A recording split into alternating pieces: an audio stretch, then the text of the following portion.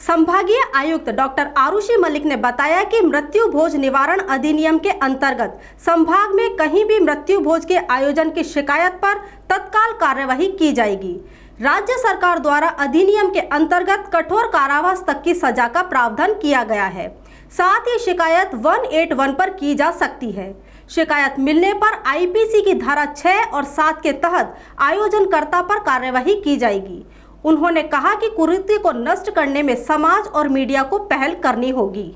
राज्य सरकार के निर्देशों के क्रम में मृत्यु भोज निवारण अधिनियम है 1960 का। उसके तहत यह एक दंडनीय अपराध है कि मृत्यु होने पर कोई मृत्यु भोज का आयोजन हो।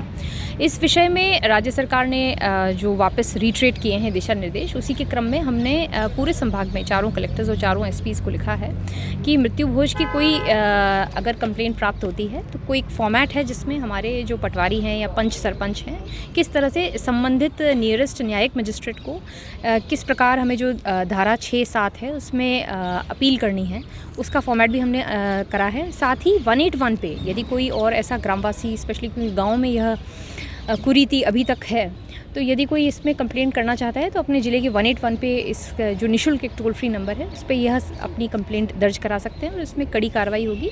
इसमें पीनल प्रोविजंस भी हैं, कारावास तक की सज़ा है। तो मेरा यही अपील है कि ये इस कुरीति को, जैसे हमने बाकी कुरीतियों को समाप्त किया है, मृत्यु भोज की कुरीति, इसमें अननेसेसरीली कोई एक जो किसान है वह 3 से 5 लाख का ऋण लेता है और यह एक ऐसी कुरीति है जिसको समूल नष्ट करना बहुत आवश्यक है। इसमें मीडिया का और जो जन जागरण, जो सारे जनता है, उसका भी हमें बहुत आवश्यकता रहेगी सहयोग।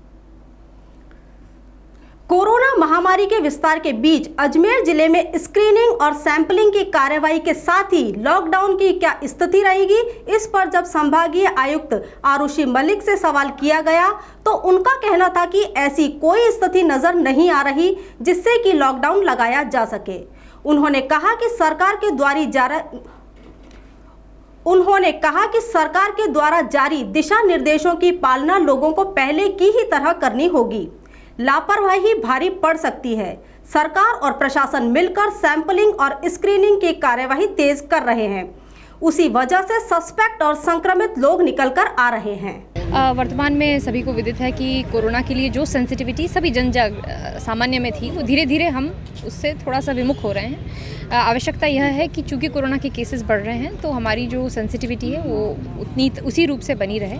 और संभाग के अंदर टोंक एक जो हमारा ज़िला है वहाँ पे कोरोना टेस्टिंग नहीं थी, परंतु आगामी कुछ दिवस के अंदर वहाँ भी जो कोरोना टेस्टिंग है उसके सैंपल्स भी जयपुर नहीं भेजने पड़े, वहीं हो जाएँ। इससे हमने स्ट्रीमलाइन किया है और प्रयास यही है कि इफ़ेक्टिव सैम्पलिंग हो, इफ़ेक्टिव कॉन्टैक्ट ट्रेसिंग हो और कंटेनमेंट जो जोन्स हैं उनको उसमें हम जो कड़ी जो दिशा निर्देश हैं उनकी पालना करें ताकि कोरोना का जो व्यापक प्रसार है उसको रोका जा सके। सैंपल्स में कहीं ना कहीं अधिक आ रहे हैं, पर जो रिपोर्ट्स है वो कहीं ना कहीं लेट आ रही है अभी उसमें नहीं। इसका डिले जो पहले हुआ करता था उसको तो बहुत ज़्यादा ब्रिज किया गया है। फॉर इंस्टेंस इवन भीलवाड़ा में तो अन्य आसपास के ज़िलों की टेस्टिंग तक हो रही है, तो ये संभाग में एक अच्छा पॉइंट है। इवन जेलन में जो शॉर्टेज थी प्लास्टिक वेयर की उसको भी कंप्लीट कर लिया गया है। तो इस तरह से स्थिति को हम और इम्प्रूव कर रहे हैं और इसमें जो सारी जनता है उसका भी सहयोग चाहिएगा। लॉकडाउन को लेकर क्या स्थिति है? जैसे डायरेक्शंस है उसके आधार पर केस टू केस बेसिस, अभी तो आज की तारीख में तो ऐसी स्थिति नहीं है और उसको गंभीरता से उसका पर्यवेक्षण और मनन किया जाएगा।